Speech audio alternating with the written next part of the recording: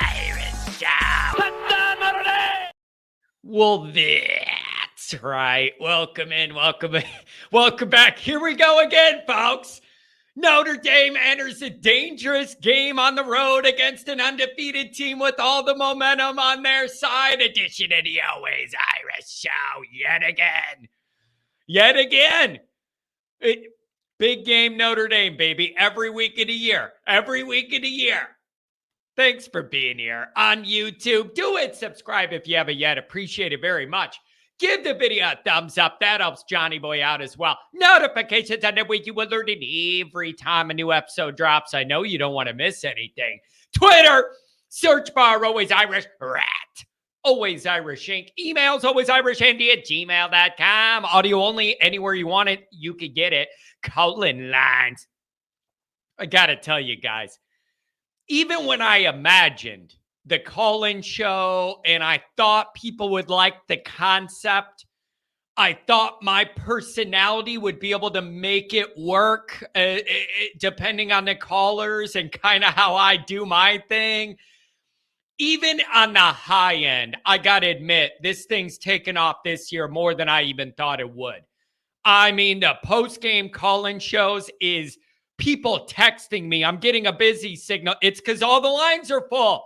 You got to wait till somebody drops off. This baby's growing, and I love it. You guys need somewhere to say what you think. It gets old just looking on YouTube, and it's another guy who knows about Notre Dame. I'm going to tell you about it, and I'm right, and you need to believe it. No, I want to give you guys a chance. I want to give you guys a chance to have your thoughts heard. And to say, John, I saw what you said. You're wrong, and I disagree with it. It's got to be about you guys, not just about me or people that do what I do. You need a voice. You deserve a voice. You're important. Dial it up. 312-988-15. You tell Johnny all the things you've heard and seen, whether they're good or bad, folks. Instagram, Facebook, Twitter, Always Irish Inc. USA Today, Fighting Irish Wire. Read all about it. Okay? So let's get into this. Okay? Welcome in. Welcome back. Here's the good news. The situation for Notre Dame entering this very challenging night road game, blackout edition of Notre Dame Louisville. Notre Dame's entering it in a hell of a lot better place than everybody was a week ago on the Notre Dame side. That's for sure. I was on high emotional alert going into Duke after Ohio State. Notre Dame was emotionally beat down and physically beat up a little bit. That was high alert. Notre Dame got the win they needed to save the entire season and keep the heat down on a staff that was taking a lot of justified heat. I am not acting like it was unjustified. That heat was justified. And you know what else? Listen, the biggest knock on me right now and what I do is that I love Marcus and I didn't like Kelly. Let's just be honest about it in the way I do things. The biggest knock I get now is you love Freeman and you don't want to criticize him, but you are looking for the next thing to criticize Kelly about. That is the biggest knock on how I operate my show right now. Listen. When Freeman deserves heat, I'm giving him heat. That's a part of loving a guy as much as you do. You got to hold him accountable. The staff deserved a lot of heat after Ohio State, and I got news for you. Did you guys hear? Notre Dame social media put out a video of the final offensive drive and Notre Dame beating Duke, playing the audio from the coaches' headsets on this promo video of Gaduli and Parker and Freeman talking to each other about what they wanted to do going down the field and what they wanted to set up. It was actually pretty damn cool to hear in the headsets in that moment of chaos, Notre Dame staff navigate all that? Do we want to run? Do we want to pass? Marcus, what do you want to do? Gaduli, think of a 2-point play. It was really fascinating to hear those guys scheme their way through that last drive and to hear everybody's input and how it all comes in. Now, I have two things to say about this. Number one, I don't like it. I don't like it. I know we're in a world of clicks and social media and all that stuff and inside access. I get it all. I'm telling you this right now. I make a living off content. Nobody understands more than I do how you got to navigate all this. I don't think there should be cameras in the locker rooms, and I don't think any of us should be hearing any of those coaching discussions on that set. Too much to me. Is nothing sacred? Is nothing sacred? Now you got to have cameras in every locker room to hear those intimate discussions between a coach and their team. I don't like it. I don't think fans should be hearing pregame speeches. I don't think fans should be hearing halftime speeches. Postgame's different because the battle's over. I don't have a problem with that one. But these cameras in the locker room before games and halftime is bullshit. That should be an area for a coach and their team, not for all of us. I hate it. Then you get guys angling for the camera and a coach, preparing a speech because it's going to get out there. Or maybe they have to tone something down knowing it's going on ESPN or whatever. I hate it. That is sacred. I want that to stay private between a coach and a team. It's none of my business. And the same thing applies to hearing these guys on the headsets. That's none of my business. Is it great for social media and clicks? And is it really interesting and engaging content? 100%. But that ain't the point. I want that stuff private. And the other issue is, so that's one issue is I totally disagree with those cameras in the locker room, pregame speech, halftime speech. Nobody's business. That's between a coach and his boys. Okay? Here's the other problem I have. You're listening in on those headsets. Bro, they were losing the game. Have a field goal kicker you can't trust.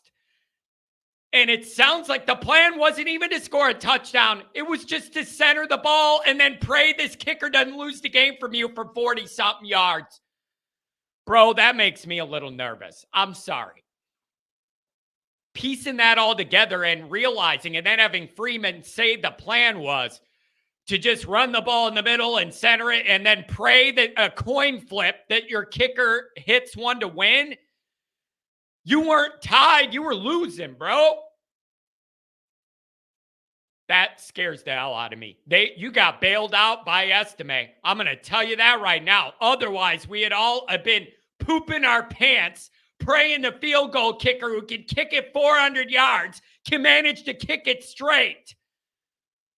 If you didn't do it at home against Ohio State, and you didn't do it earlier against Duke, what makes me think in the most critical moment I could rely on that guy? Notre Dame wasn't trying to score a touchdown. They wanted to set up a field goal for a guy you can't trust with the entire season and coaching staff credibility on the line for the last 2 weeks. Thank God Estime ran you out of that problem. But I have an issue with that being the plan. When you have a kicker, you have no idea where it's going. Right, left, duck, hook, slice. It's like Pat at the driving range. And me too, but at least mine are 120 yards further. Come on! Anyways. You got through all that. I got sidetracked like you wouldn't believe on this show. Listen, despite all of those shenanigans, Notre Dame got the damn win they needed, and they saved the season, put the fire out on the staff for another week.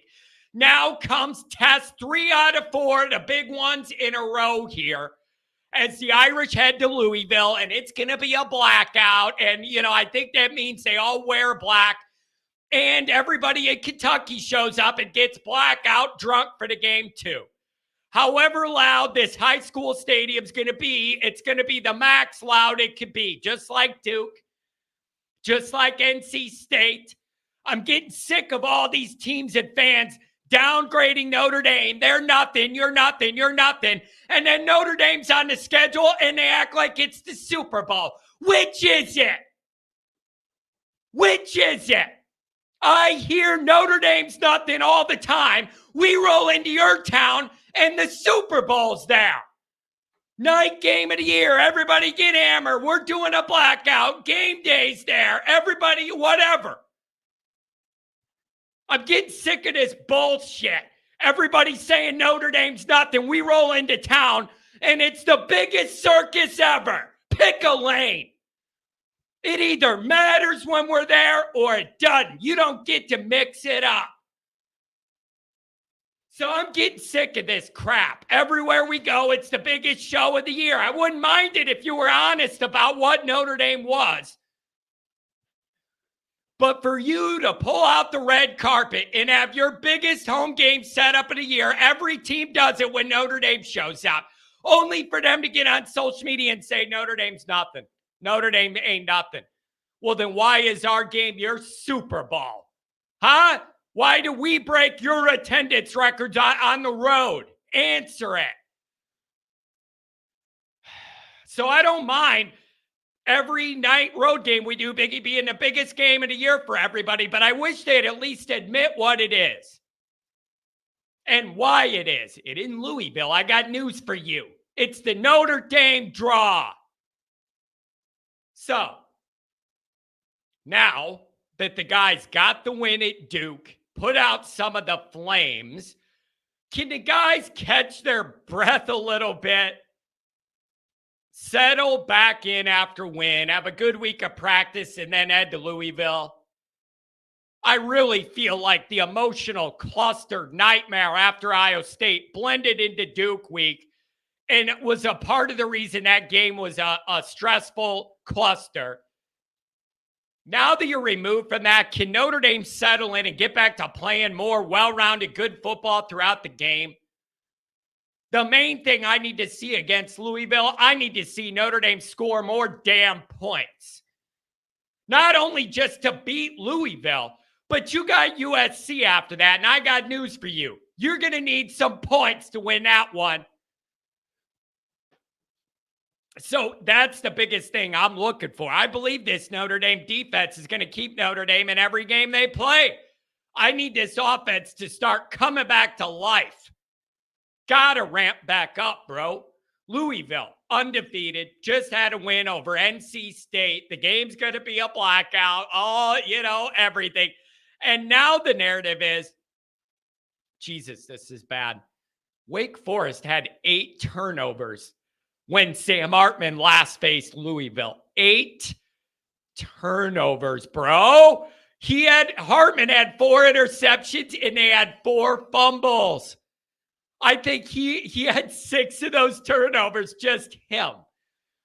And I've been bombarded on social media by all of the Louisville people reminding me of that, saying, we got Sam's number. We got Sammy's number. NC State was saying that too, and it didn't work out for them. Notre Dame put up 45. And Hartman still hasn't thrown a pick.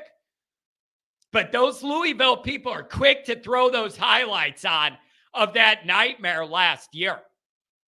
The bottom line is, when Notre Dame comes to your town, you pull out all the stops. And Notre Dame has to be emotionally and physically and mentally prepared for that. Everywhere we go, it's a road Super Bowl. You know why? Because you're Notre Dame. You're Notre Dame. And whether they want to admit it or not, they being all of these road teams, whether they and their fans want to admit it or not, it's only the biggest game of the year because you're there. You're there. And you matter, and that gold helmet matters more than any Cardinal's ever gonna matter. More than any Blue Devil on a football field's ever gonna matter. Notre Dame matters more. Don't cry about it. It's a fact of history.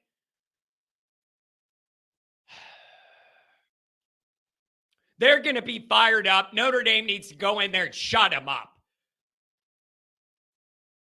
This game's similar to Duke in the following way. I would love fancy points. I'd love pretty points. I don't need it, though. I need you to get the win and move on to your next measuring stick against USC. Win this tough road game again any way you can, and then we do the all of the emotional buildup and the practical and perceptual things on the line for Freeman and Notre Dame against USC. We build that all up again just like we did for Ohio State. But it isn't going to be what it needs to be unless you get this win. It isn't going to be what it should be unless you get this win. Too many Notre Dame fans act like each game Notre Dame plays lives on an island, standing alone, a clean blank slate. Too many fans are acting like that's how each football game's played. In theory, I understand it, but practically in the translation, players are human. The physical and mental toll that may or may not have taken place before one game can lead into the other, and you saw that. You saw that after that brutal Ohio State game. Our guys were injured. Guys were banged up. Emotionally, it was hard to go in that environment with the right mind frame. The guys survived it. Notre Dame gets everybody's best shot. There is never a game ever that Notre Dame plays where a team sleepwalks against Notre Dame. You're getting them and their fans full attention and hatred every week, and I wouldn't want it any other way. That's how I want it for Notre Dame, and I need Notre Dame to overcome. Plummer, their quarterback, he'll give you the ball. Pressure him a little bit, he'll cough you up the ball. 6 interceptions this year. Look at some of the yardage. Rush yardages for the year. Louisville and Notre Dame are less than a yard apart on averages. 292, 293. That's kind of wild. They're literally not even a yard apart. Not even a yard apart. They allow 218 passing, 109 on the ground per game. I don't know what you want to make of those numbers. Listen, this defense is not Duke and it ain't Ohio State. I need Notre Dame's offense to look more like they did earlier in the year. I need to see it, bro. I need to see it. This can't be 7 or 10 points at halftime, 13 points. No, that isn't good enough. It isn't good enough. Okay? So this is not Duke or Ohio State's defense. Things should loosen up for Notre Dame. I don't care how much you and I respect Duke and Ohio State's defenses. 14-21 is losing football. In the modern world, scoring 14-21 should not be good enough to win games. Period. I don't care who you're facing. And Notre Dame moved the ball to score more on both those teams early in the game and didn't. So it's not like you couldn't move the ball. You just couldn't score when you did it. Unacceptable. So Notre Dame needs to score more. Get after Plummer and cover. Get after Plummer and he'll throw you the ball. Okay? He just will. This has to be more of a get right, get back to normal game for Notre Dame. I am not here for this one also to go down to a coin flip at the end of the game. It just can't be 3 in a row, man.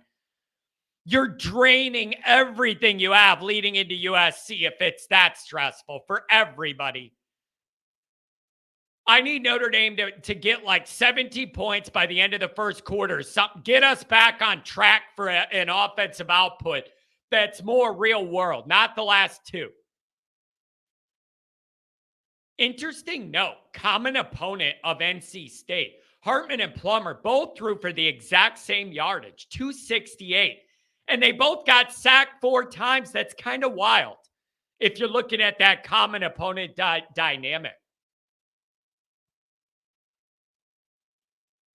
Where it gets tricky is Notre Dame won that game 45-24, and Louisville won it 13-10. That's kind of interesting to me, the big swing difference in those scores. Even though Notre Dame and Louisville both beat them, look at how different that looked. The bottom line is this is yet another game where Notre Dame plays an opponent at their place at night, undefeated, confidence running high, everything going their way.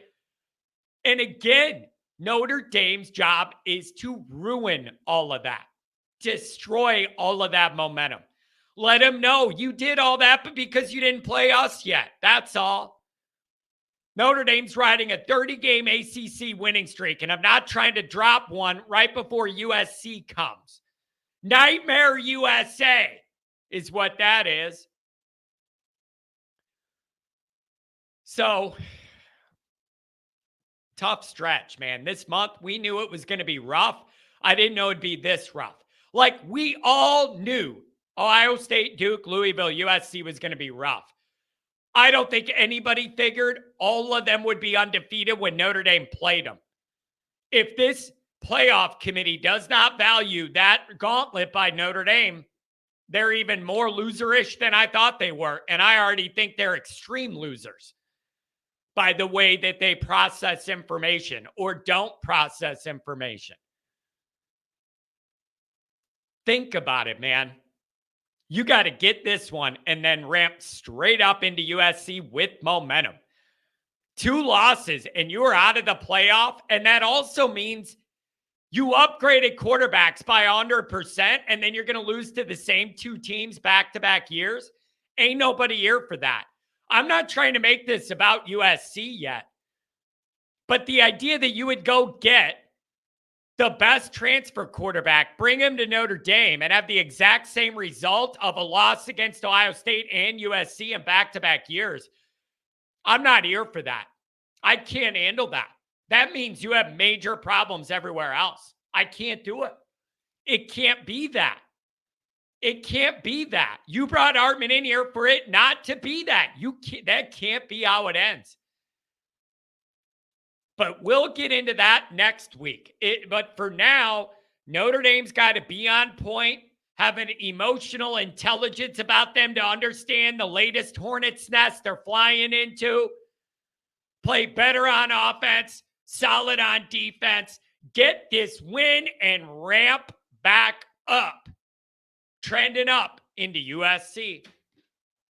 And that's going to be a big one. But it's only going to be a big one if Notre Dame beats Louisville. Otherwise, we're having a horrible, very different, dangerous discussion I don't want to have.